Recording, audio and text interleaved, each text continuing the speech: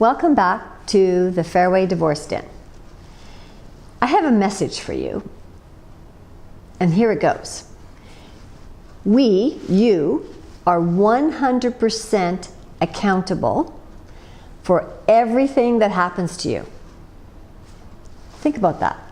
So if that is actually the truth, think about the situation of a victim of violence, a victim of an affair, and a victim of a party who's an addict. So what I'm saying is that you are accountable. So in other words, if you're accountable to whatever happens to you, that doesn't mean that you're to blame for it. It doesn't mean that you are responsible for it. It means that how you deal with it is going to either be empowering or disempowering. You get to choose.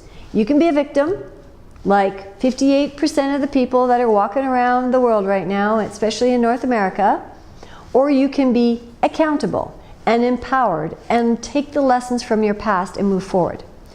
In divorce particularly, you need to be very careful about where you're getting advice. And there's two types of advice.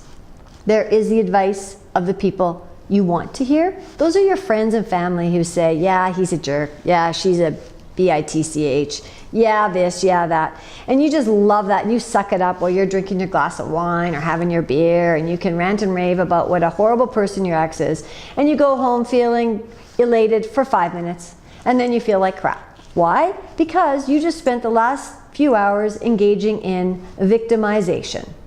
It's short-term gratification. There's no lessons from it. You can also choose to hear what you need to hear. And there are fabulous books out there. There's lots of outspoken people like me who are going to tell you what you need to hear. And it's not necessarily that warm fuzzy. But the fact is, it's what you need to hear that's going to move you forward to be empowered in your future. So, you can even go to sites like nobullying.com to really learn about the concept of victimization. And I'm not saying there aren't victims, and I'm not saying there's not bullies, but what I am saying is I don't want to see the victims continue to be the victims, because guess what? They show up in my office blaming everybody else for the breakdown of the marriage, blaming everybody else for the fact that they didn't have a career or didn't choose to have a successful career, or that their children are delinquents. And what I'm saying is there was a pattern and there was a trend. You were the victim. Victims don't have good outcomes. So embrace it, learn from it, feel empowered, move on, take charge, and listen to people who know what they're talking about. And thanks for joining another episode of the Divorce